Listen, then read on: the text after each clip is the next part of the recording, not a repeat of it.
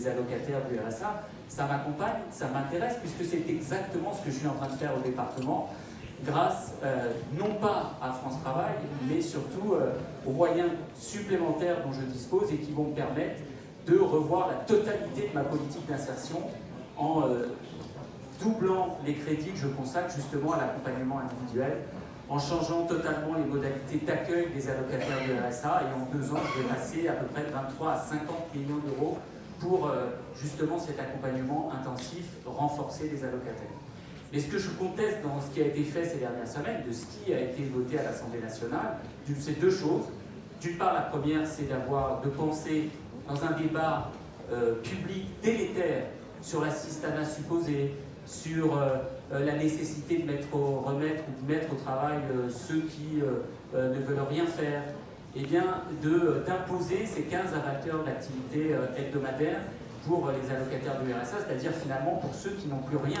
Parce qu'il faut quand même rappeler, pour ceux qui l'auraient oublié, que le RSA est une allocation différentielle de 600 € pour une personne seule, de 900 € pour un couple, mais que c'est une allocation, je disais, différentielle.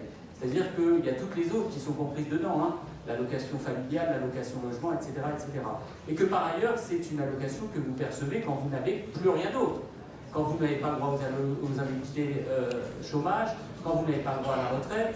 Et donc imposer cette obligation d'activité dont on nous dit, dont je n'ai pas bien compris si elle était obligatoire, pas obligatoire. Thibault vient d'essayer de m'expliquer que ce n'était pas le cas. Bon bref, je n'ai pas bien compris ce qui s'était passé. Et deuxième chose, c'est surtout ce qu'on met comme moyens supplémentaires. Pourquoi j'ai changé ma politique d'insertion? C'est tout simplement parce que j'ai des moyens et des crédits nouveaux pour pouvoir le faire.